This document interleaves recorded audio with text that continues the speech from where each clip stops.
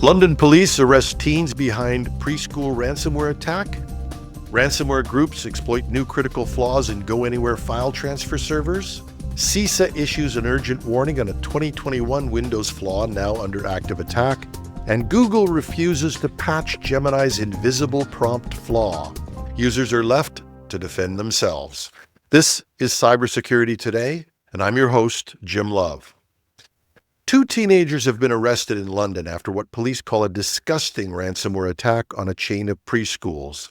The Metropolitan Police Cybercrime Unit said the 2 17-year-olds were taken into custody during raids in Bishop Stortford, Herefordshire, following a September 25th report to Action Fraud, the UK's cybercrime reporting centre. Investigators say the attack targeted Kiddo International, a preschool and daycare organization with operations in the UK, US, and India.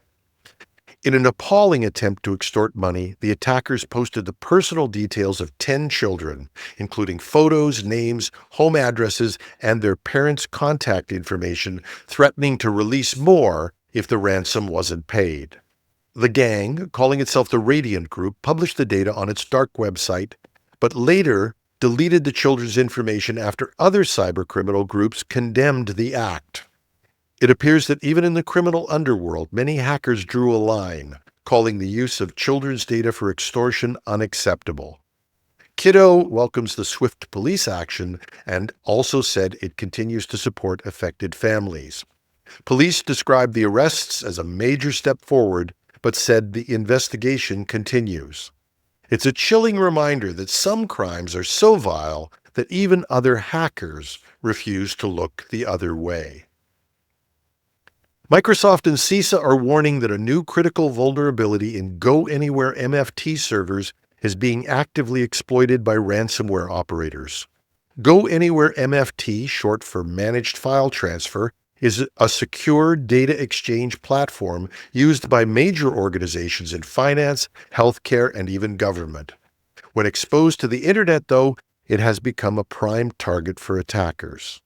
The Flaw, tracked as CVE 2024-0204, allows unauthenticated remote code execution through the product's admin console.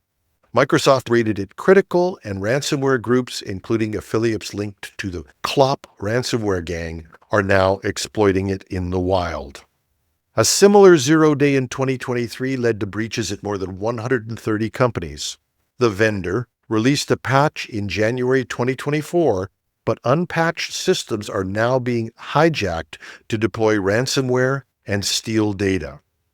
Administrators should immediately apply these updates, disable external access to the admin portal, and review their logs for signs of compromise. It's another example of how trusted tools for secure transfer can become the attacker's doorway if they're left unpatched.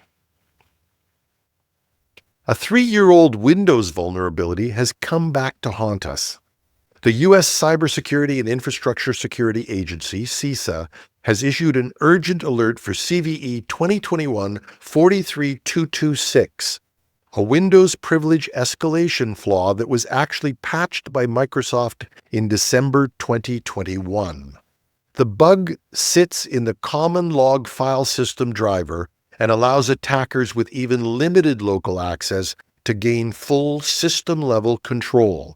CISA says the flaw is being actively exploited right now and has added it to its known exploited vulnerabilities catalog with a mandatory patch by date of October 27th. Organizations should confirm that they've put these patches in place and they're running at least the December 2021 cumulative update, KB 582.15 for Windows 11 and KB 582.23 for Windows Server 2022. And verify that those systems haven't drifted out of compliance. Researchers have discovered a new attack on Google's Gemini AI that hides malicious prompts as normal-looking text. The so-called ASCII smuggling attack embeds invisible Unicode characters into emails or web pages, and Gemini reads those hidden instructions even though humans can't see them. It's shockingly easy to exploit. Researcher Victor Markopoulos showed that A phishing email could include a prompt written in font 0, white on white, invisible to the reader, but Gemini would still obey it when asked to summarize the message. He warns that for users who have Gemini or even some other LLMs connected to their inboxes, a simple email with hidden commands can instruct the LLM to search the inbox for sensitive items or send contact details, turning a standard phishing attempt into an autonomous data extraction tool. But we have to remember that LLMs that browse the web could also stumble onto hidden payloads inside product descriptions or web text, feeding users malicious links without realizing it.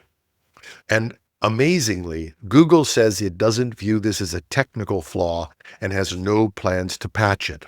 Security experts recommend restricting Gemini's access to email and calendar tools, sanitizing text to remove invisible characters, and treating AI-generated summaries with caution.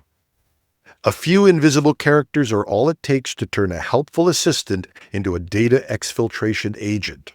And until vendors fix it, and they should, defenders must close that gap themselves. And that's our show. If you like what we're doing, please share the program. Give us a like, leave a comment on your favorite podcast app. We're everywhere: Apple, Spotify, YouTube, and just about anywhere you can get podcasts. A quick reminder, this is Canadian Thanksgiving, so there'll be no Monday show. We've got a special weekend edition coming up, but we'll be back early next week with more cybersecurity news. We always love to hear from you. You can reach me at technewsday.ca or technewsday.com. Just use the Contact Us page. If you're watching on YouTube, leave a note under the video. We read every one. I'm your host, Jim Love. Thanks for listening. And if your alphabet ends with a Z, happy Thanksgiving.